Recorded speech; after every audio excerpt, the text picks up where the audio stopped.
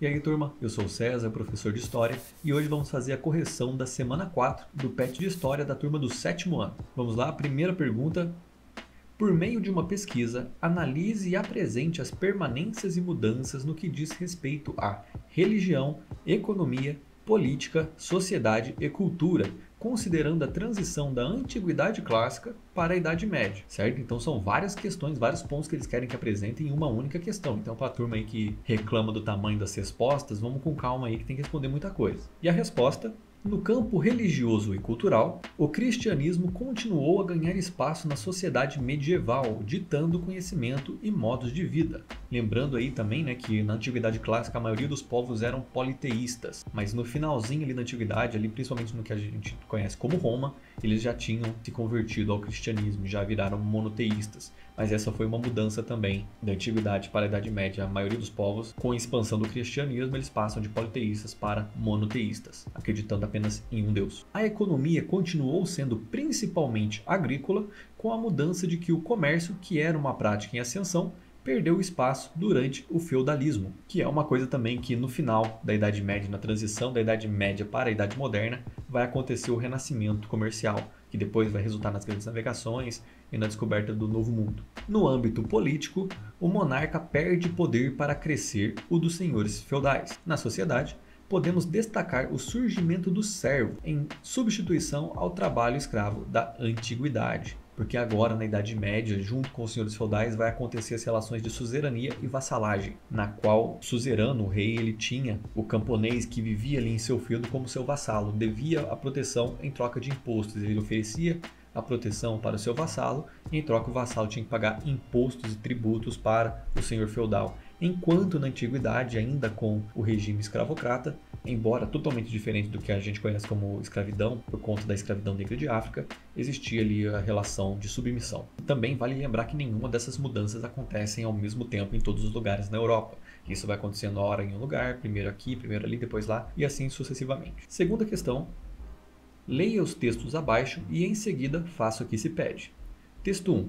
Na Germânia, os casamentos são castos, e entre seus costumes são os que mais merecem elogios, pois os bárbaros são quase os únicos que se contentam cada um com uma só esposa, com exceção de alguns personagens que, pondo de lado a sensualidade, são solicitados para várias uniões por conta de sua nobreza.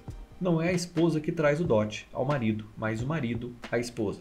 Texto 2. Como era a cerimônia de casamento da elite romana? Segundo podemos deduzir das fontes, quando se celebrava o noivado, havia uma festa na qual se elaborava o contrato de casamento. Como parte do contrato, o pai da moça devia dar um dote, o preço para comprar o marido. Na véspera do casamento, os noivos dedicavam seus brinquedos aos deuses familiares que havia abençoado sua meninice. A casa era decorada com flores e os bustos dos ancestrais eram trazidos para a ocasião. No dia do casamento, a noiva vestia de branco. Então a gente pode ver como que essa tradição de vestir de branco no dia do casamento já é bem antiga. Com base nos textos, indique uma diferença em relação ao matrimônio entre os povos de origem germânica e os romanos. Bom, no que diz principalmente a esses dois textos, a resposta é a quem se destina a obrigação de dar o dote. Enquanto os germanos era o marido que dava o dote à esposa, no caso dos romanos já era ao contrário, já era a esposa que tinha que dar o dote para o marido. E o que é o dote, né? Esse dote, por exemplo, na cultura romana, a mulher dá o dote porque a filha mulher ela não recebe a herança do pai, apenas os filhos homens. Então o pai dava um dinheiro para o marido no ato do casamento como forma ali para suprir os gastos e tudo mais, já que ela não ia receber herança nenhuma. E também por muito tempo o casamento era visto como que um contrato, uma aliança entre a nobreza, então era um preço a se pagar. Terceira questão: leia o texto abaixo e em seguida faça o que se pede. A mulher medieval existe? Ao tentar imaginar as condições de vida, a maneira de pensar, enfim, a singularidade daquela época, é fácil se contentar com estereótipos, quer cultivados pelos clérigos de outrora, quer pela divulgação histórica atual. Entretanto, as pesquisas mais recentes mostram que as condições no plano geográfico, social e mental eram extremamente diversas. As mulheres que viveram na Idade Média estão, como hoje, incluídas em contextos que rechaçam qualquer generalização. Muitas vezes as mulheres medievais são tratadas em livros e filmes como submissas, obedientes. A partir do texto, qual a importância de estudar a fundo a sociedade medieval?